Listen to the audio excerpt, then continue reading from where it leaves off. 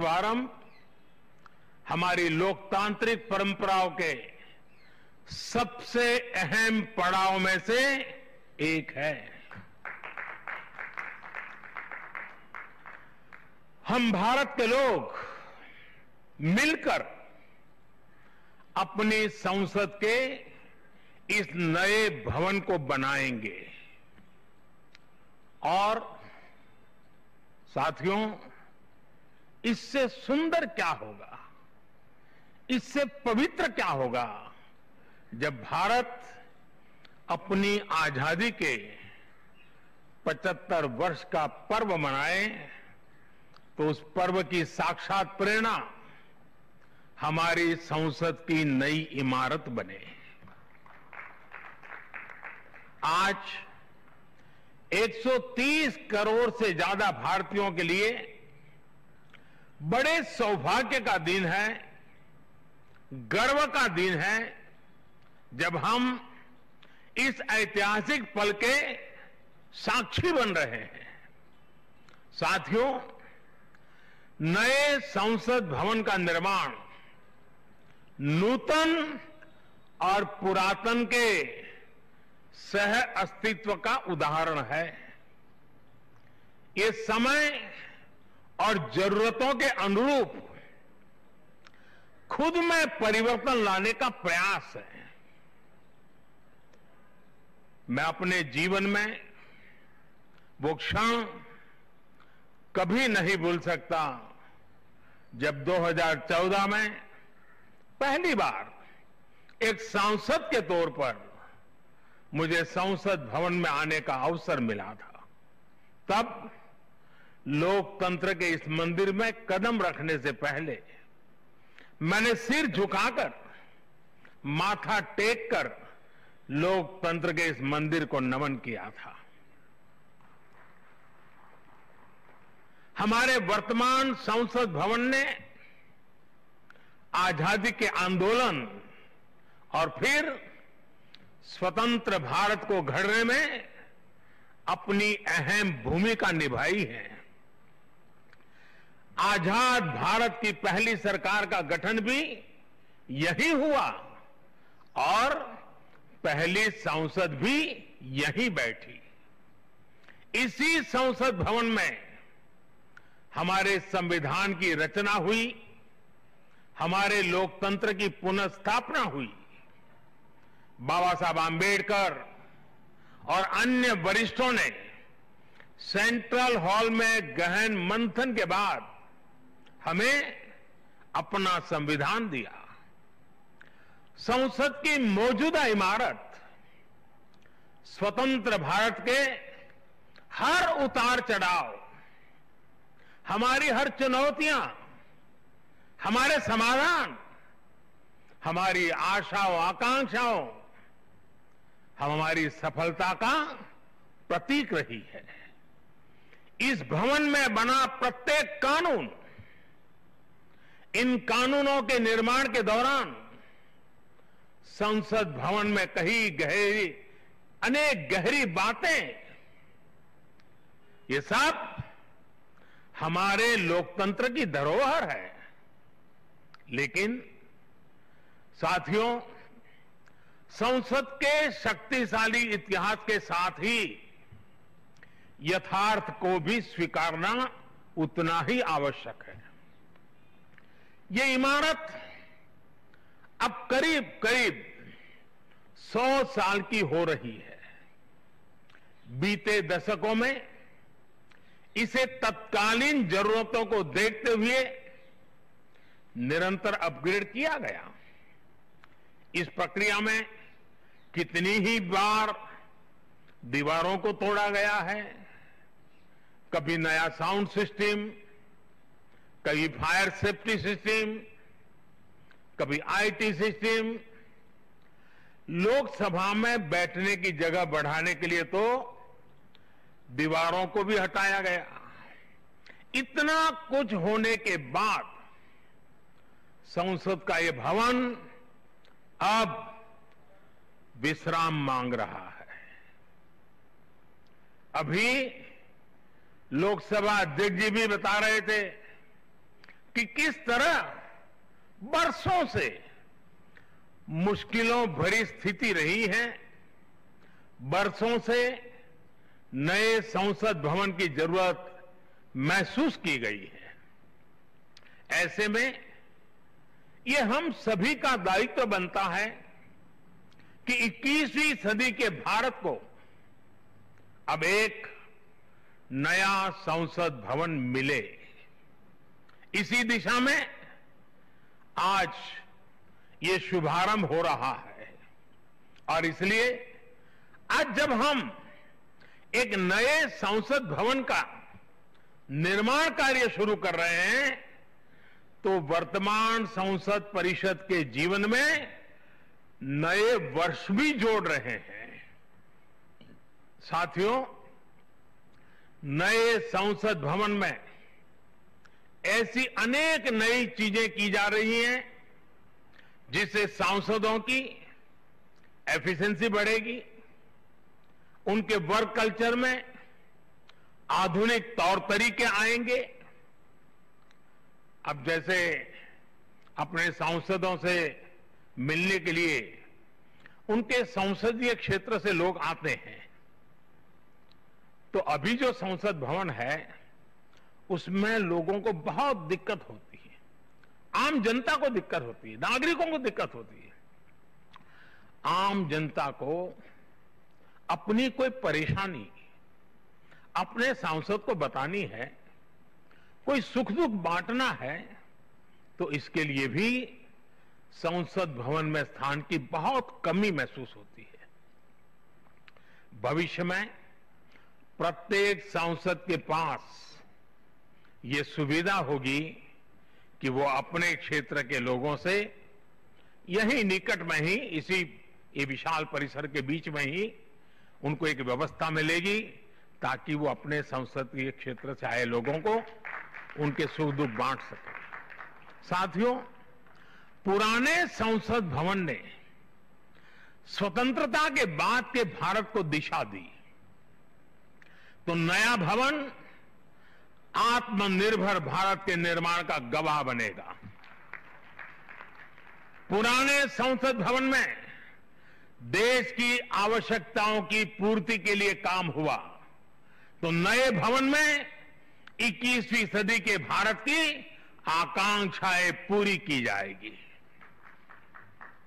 जैसे आज India gate से आगे नेशनल वॉर मेमोरियल ने राष्ट्रीय पहचान बनाई है, वैसे ही संसद का नया भवन अपनी पहचान स्थापित करेगा। देश के लोग, आने वाली पीढ़ियां नए भवन को देखकर गर्व करेगी कि ये स्वतंत्र भारत में बना है। आजादी के 75 वर्ष का स्मरण करते हुए इसका निर्माण हुआ है। साथियों, संसद भवन की शक्ति का स्रोत, उसकी ऊर्जा का स्रोत हमारा लोकतंत्र है। आजादी के समय किस तरह से एक लोकतांत्रिक राष्ट्र के रूप में भारत के अस्तित्व पर संदेह और शंकाएं जताई गई थी, ये इतिहास का हिस्सा है। अशिक्षा, गरीबी, सामाजिक विविधता और अनुभवहीनता जैसे अनेक तर्कों के साथ ये भविष्यवाणी भी कर दी गई थी कि भारत में लोकतंत्र असफल हो जाएगा। आज हम गर्व से कह सकते हैं कि हमारे देश ने उन आशंकाओं को न सिर्फ गलत सिद्ध किया है, बल्कि 21वीं सदी की दुनिया भारत को अहम लोकतांत्रिक ताकत के रूप में आगे बढ़ते हुए देख भी रही है। साथियों, लोकतंत्र भारत में क्यों सफल हुआ, क्यों सफल है, और क्यों कभी लोकतंत्र पर आंच नहीं आ सकती, ये बात हमारी हर पीढ़ी को जानना समझना बहुत आवश्यक है। हम देखते सुनते हैं दुनिया में 13वीं शताब्दी में रचित मैग्ना कार्टा की बहुत चर्चा होती है। कुछ विद्वान इसे लोकतंत्र की बुनियाद भी बताते हैं, लेकिन ये भी बात उतनी ही सही है कि मैग्ना कार्टा से भी पहले 12वीं शताब्दी में 12th सेंचुरी में ही भारत में भगवान बसवेश्वर का अनुभव मंटपम अस्तित्व में आ चुका था। अनुभव मंटपम के रूप में उन्होंने लोक संसद का न सिर्फ निर्माण किया था बल्कि उसका संचालन भी सुनिश्चित किया था। और भगवान बसवेश्वर जी ने कहा था, ये अनुभव मंटप जनसभा नादिना मट्टू राष्ट्रद उन्नति के हागु अभिवृद्धि के पुरगावगी केलसा मादत था दे। यानी ये अनुभव मंटपम एक ऐसी जनसभा है जो राज्य और राष्ट्र के हित में और उनकी उन्नति के लिए सभी को एकजुट होकर काम करने के लिए प्रेरित करती है। अनुभव मंटपम लोकतंत्र का ही तो एक स्वरूप था। साथियों, इस कालखंड के और पहले जाएं तो तमिलनाडु में चेन्नई से 80-85 किलोमीटर दूर उत्तरा मेरूर नाम के गांव में एक बहुत ही ऐतिहासिक साक्ष्य दिखाई देता है। इस गांव में चोल साम्राज्य के दौरान 10वीं शताब्दी में पत्थरों पर तमिल में लिखी गई पंचायत व्यवस्था का वर्णन है, 10th सेंचुरी। और इसमें बताया गया है कि कैसे हर गांव को कुटुंब में कैटेगराइज किया जाता था, जिनको अगर आज की भाषा में कहना है तो हम आज उसको एक वार्ड कह सकते हैं। उन कुटुंबों से एक एक प्रतिनिधि महासभा में भेजा जाता था। और जैसा आज भी होता है, इस गांव में 1000 वर्ष पूर्व जो महासभा लगती थी वो आज भी वहां मौजूद है। और साथियों, 1000 वर्ष पूर्व बनी इस लोकतांत्रिक व्यवस्था में एक और बात बहुत महत्वपूर्ण थी। उस पत्थर पे लिखा हुआ है, उस शिलालेख में वर्णन है इसका, और उसमें कहा गया है कि जनप्रतिनिधि को चुनाव लड़ने के लिए अयोग्य घोषित करने का भी प्रावधान था उस जमाने में। और नियम क्या था? नियम यह था कि जो जनप्रतिनिधि अपनी संपत्ति का ब्यौरा नहीं देगा, वो और उसके करीबी रिश्तेदार चुनाव नहीं लड़ पाएंगे। कितने सालों पहले सोचिए, कितनी बारीकी से उस समय पर हर पहलू को सोचा गया, समझा गया, अपनी लोकतांत्रिक परंपराओं का हिस्सा बनाया गया। साथियों, लोकतंत्र का हमारे इतिहास देश के हर कोने में नजर आता है, कोने कोने में नजर आता है। कुछ शब्दों से तो हम बराबर परिचित हैं, सभा, समिति, गणपति, गणाधिपति। ये शब्दावली हमारे मन मस्तिष्क में सदियों से प्रवाहित है। सदियों पहले शाक्या, मल्ला और बेजी जैसे गणतंत्र हो, लिच्छवी, मल्लक, मड़क और कंबोज जैसे गणराज्य हो, या फिर मौर्य काल में कलिंग, सभी ने लोकतंत्र को ही शासन का आधार बनाया था। हजारों साल पहले रचित हमारे वेदों में से ऋग्वेद में लोकतंत्र के विचार को समज्ञान यानी समूह चेतना, कलेक्टिव कॉन्शियसनेस के रूप में देखा गया है। साथियों, आमतौर पर अन्य जगहों पर जब डेमोक्रेसी की चर्चा होती है तो ज्यादातर चुनाव की प्रक्रिया, इलेक्टेड मेंबर्स, उनके गठन की रचना, शासन प्रशासन, लोकतंत्र की परिभाषा इन्हीं चीजों के आसपास रहती है। इस प्रकार की व्यवस्था पर अधिक बल देने को ही ज्यादातर स्थानों पर उसी को डेमोक्रेसी कहते हैं। लेकिन भारत में लोकतंत्र एक संस्कार है।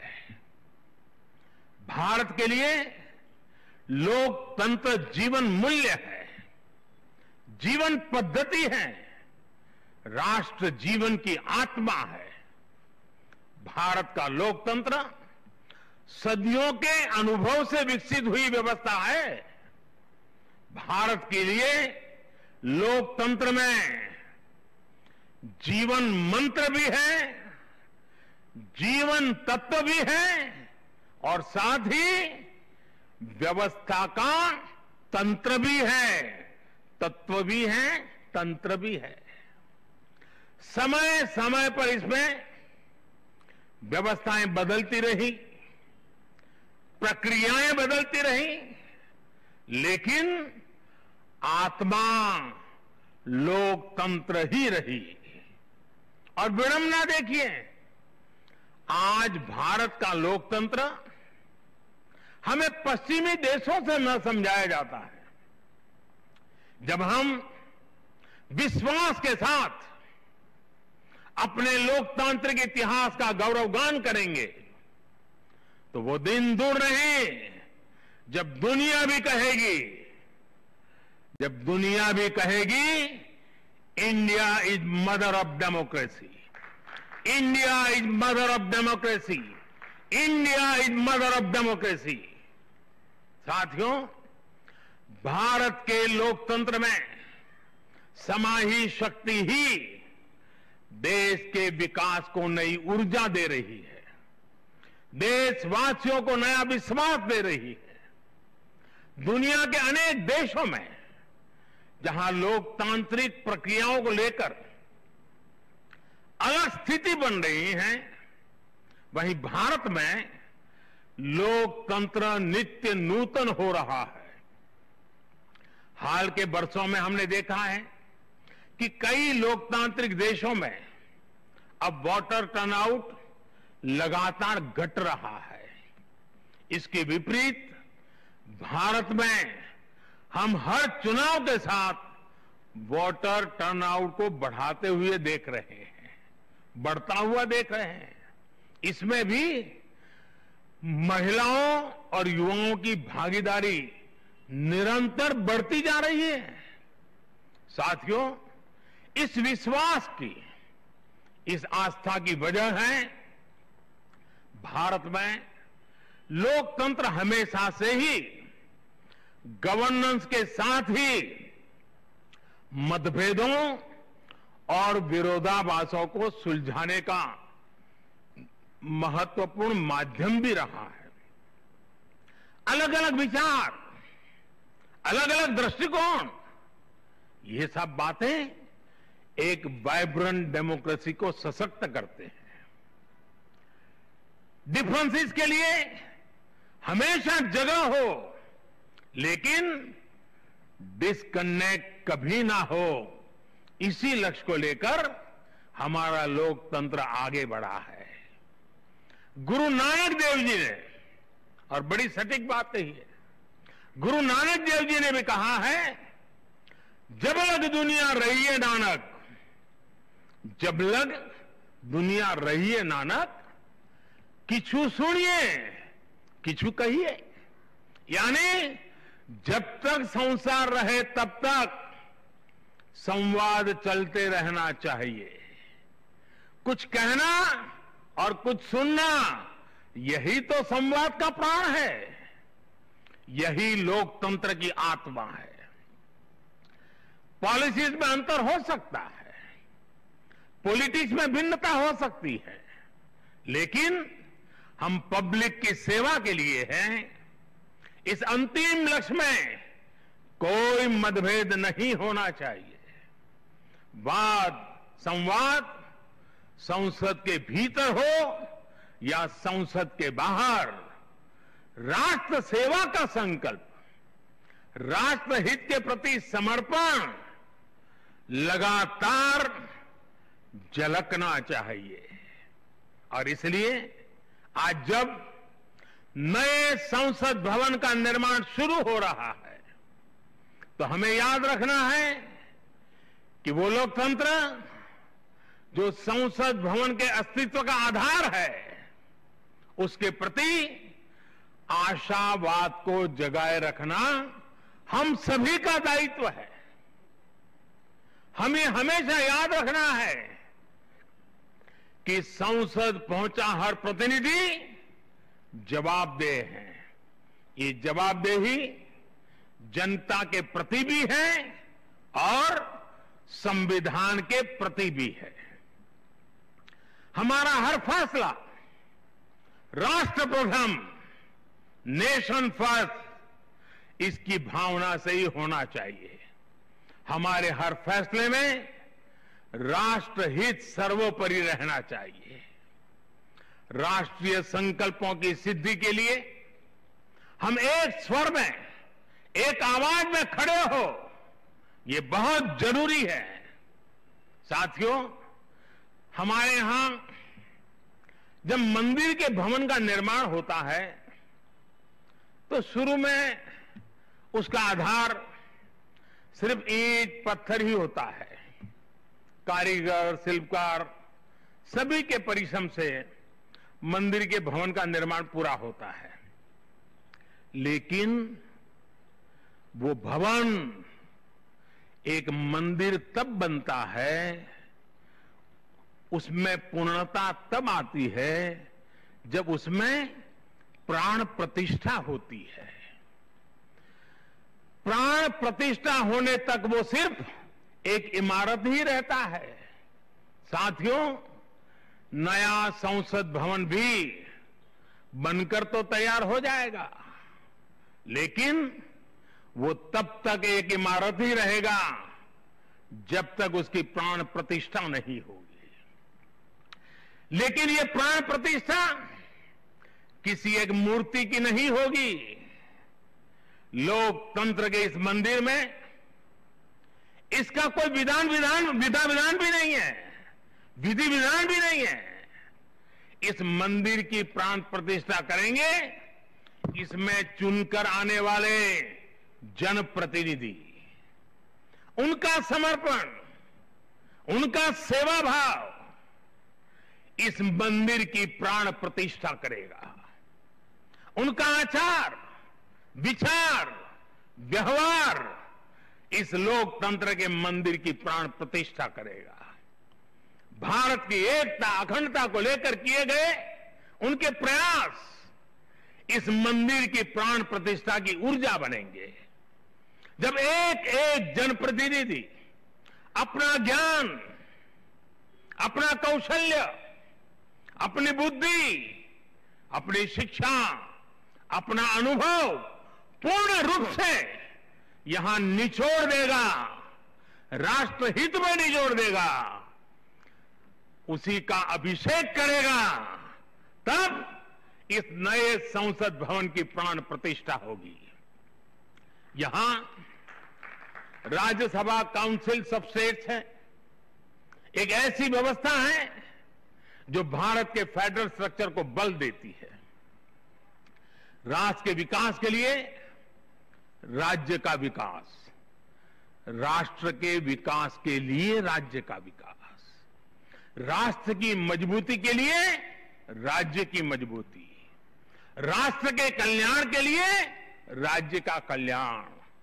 इस मूलभूत सिद्धांत के साथ काम करने का हमें प्रण लेना है। पीढ़ी दर पीढ़ी आने वाले कल में जो जनप्रतिनिधि यहां आएंगे, उनके शपथ लेने के साथ ही प्राण प्रतिष्ठा के इस महायज्ञ में उनका योगदान शुरू हो जाएगा। इसका लाभ देश के कोटि कोटि जनों को होगा। संसद की नई इमारत एक ऐसी तपोस्थली बनेगी जो देशवासियों के जीवन में खुशहाली लाने के लिए काम करेगी, जन कल्याण का काम करेगी। साथियों, 21वीं सदी भारत की सदी हो, यह हमारे देश के महापुरुषों और महान नारियों का सपना रहा है। लंबे समय से इसकी चर्चा हम सुनते आ रहे हैं। 21वीं सदी भारत की सदी तब बनेगी जब भारत का एक एक नागरिक अपने भारत को सर्वश्रेष्ठ बनाने के लिए अपना योगदान देगा। बदलते हुए विश्व में भारत के लिए अवसर बढ़ रहे हैं। कभी कभी तो लगता है जैसे अवसर की बाढ़ आ रही है। इस अवसर का हमें किसी भी हालत में, किसी भी सूरत में इन अवसरों को हमें हाथ से निकलने नहीं देना है। पिछली शताब्दी के अनुभवों ने हमें बहुत कुछ सिखाया है। उन अनुभवों से सीखे और उन अनुभवों की सीख हमें बार बार याद दिला रही है कि अब समय नहीं गंवाना है, समय को साधना है। साथियों, एक बहुत पुरानी और महत्वपूर्ण बात मैं आज जिक्र करना चाहता हूं। वर्ष 1897 में स्वामी विवेकानंद जी ने देश की जनता के सामने 1897 में कहा था कि अगले 50 सालों के लिए उन्होंने एक आह्वान किया था और स्वामी जी ने कहा था कि आने वाले 50 सालों तक भारत माता की आराधना ही सर्वोपरि हो। देशवासियों के लिए उनका यही एक काम, भारत माता की आराधना। और हमने देखा उस महापुरुष की वाणी की ताकत। इसके ठीक 50 वर्ष बाद 1947 में भारत को आजादी मिल गई थी। आज जब संसद के नए भवन का शिलान्यास हो रहा है तो देश को एक नए संकल्प का भी शिलान्यास करना है। हर नागरिक को नए संकल्प का शिलान्यास करना है। स्वामी विवेकानंद जी ने उनके उस आह्वान को याद करते हुए हम सबको ये संकल्प लेना है। ये संकल्प हो इंडिया फर्स्ट का, भारत सर्वोपरि। हम सिर्फ और सिर्फ भारत की उन्नति, भारत के विकास को ही अपनी आराधना बना ले। हमारा हर फैसला देश की ताकत बढ़ाए। हमारा हर निर्णय, हर फैसला एक ही तराजू में तोला जाए और वो तराजू है देश का हित सर्वोपरि, देश का हित सबसे पहले। हमारा हर निर्णय वर्तमान और भावी पीढ़ी के हित में हो। साथियों, स्वामी विवेकानंद जी ने तो 50 वर्ष की बात की थी। हमारे सामने 25-26 साल बाद आने वाली भारत की आजादी की 100वीं वर्षगांठ है, जब देश वर्ष 2047 में 2047 में अपनी स्वतंत्रता के 100वें वर्ष में प्रवेश करेगा, तब हमारा देश कैसा हो, हमें देश को कहां तक ले जाना है, इस 25-26 वर्ष कैसे हमें खप जाना है, इसके लिए हमें आज संकल्प लेकर काम शुरू करना है। जब हम आज संकल्प लेकर देश हित को सर्वोपरि रखते हुए काम करेंगे, तो देश का वर्तमान ही नहीं बल्कि देश का भविष्य भी बेहतर बनाएंगे। आत्मनिर्भर भारत का निर्माण, समृद्ध भारत का निर्माण अब रुकने वाला नहीं है, कोई रोक भी नहीं सकता। साथियों, हम भारत के लोग ये प्रण करें, हमारे लिए देश हित से बड़ा और कोई हित कभी नहीं होगा। हम भारत के लोग ये प्रण करें, हमारे लिए देश की चिंता अपनी खुद की चिंता से बढ़कर होगी।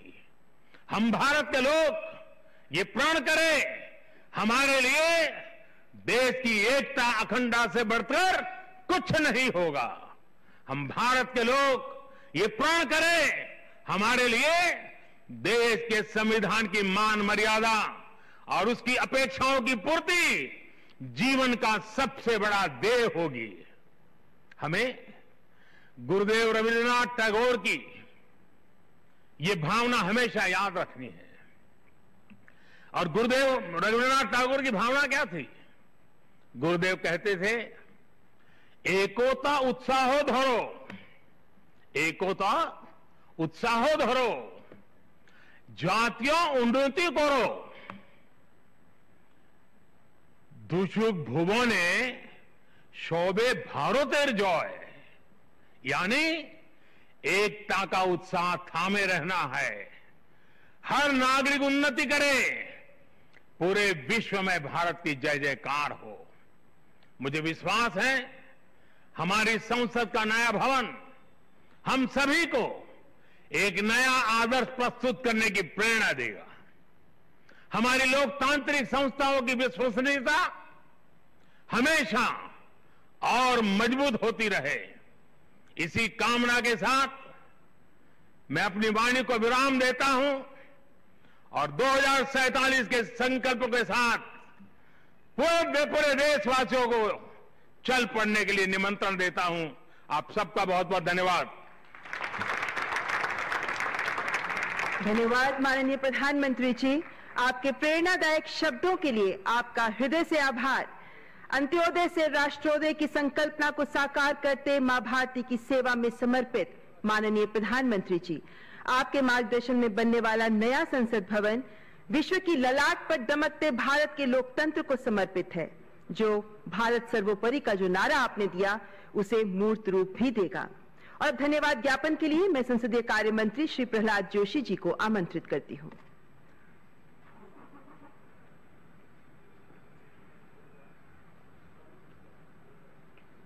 सभी का नमस्कार। आज का दिन हम सब देशवासियों के लिए एक अविस्मरणीय दिन है। हमारा देश के नया संसद भवन का भूमि पूजन सुचारू रूप से संपन्न हुआ है। देश के उन्नति व देशवासियों का कल्याण के लिए सदैव काम करने वाले हमारे यशस्वी प्रधानमंत्री श्री नरेंद्र मोदी जी की अगुवाई में इस नया भवन का निर्माण के लिए संसद के द्वारा निर्णय लिया गया था। मुझे खुशी है कि आज इस काम का शुभारंभ हो चुका है। इसके लिए मैं माननीय प्रधानमंत्री, यशस्वी प्रधानमंत्री माननीय नरेंद्र मोदी जी का हृदय से धन्यवाद समर्पित करता हूं और आपके उद्बोधन भाषण के लिए भी मैं आपको बहुत बहुत धन्यवाद समर्पित करता हूं। इस चारित्रिक समारंभ के लिए महामहिम राष्ट्रपति, महामहिम उपराष्ट्रपति अपने शुभकामना व्यक्त की है, उनके लिए भी मैं आभार प्रकट करता हूं। और इस सभी काम में माननीय सभापति लोकसभा स्पीकर लोकसभा श्रीमान ओम बिरला जी बहुत परिश्रम किया है। उनके नेतृत्व में निर्णय भी किया गया था। राज्यसभा में भी माननीय वेंकैया जी के नेतृत्व में निर्णय लिया गया था। इसलिए मैं माननीय ओम बिरला जी को और माननीय वेंकैया नायडू जी को भी मैं विशेष रूप से धन्यवाद समर्पित करता हूं। और इस सभी कामों में हमारे माननीय हरिवंश जी उपसभापति राज्यसभा हमको सब मार्गदर्शन दिया है। मैं उनको भी बहुत बहुत आभार व्यक्त करता हूं। और आप सभी को और वरिष्ठ नेतागण जो इधर बैठे हुए सबको मैं धन्यवाद समर्पित करता हूं। और विविध राज्यों के माननीय राज्यपाल और मुख्यमंत्री गण वर्चुअली उपस्थित हुए हैं और वो सभी शुभकामनाएं ही हमको भेजा है। उसके लिए मैं उन सब लोगों को मैं हृदय से धन्यवाद समर्पित करता हूं। और इस कार्यक्रम में भाग लिए हुए हमारा सभी मीडिया बंधुओं को भी मैं धन्यवाद समर्पित करते हुए urban development minister Hardeep Singh Puri ji ने इस कार्यक्रम के लिए बहुत सुचारू रूप से अरेंजमेंट किया है, मैं उनको भी धन्यवाद समर्पित करते हुए मैं फिर से एक बार माननीय प्रधानमंत्री जी को बहुत बहुत धन्यवाद समर्पित करता हूं यह ऐतिहासिक निर्णय के लिए। धन्यवाद, नमस्कार।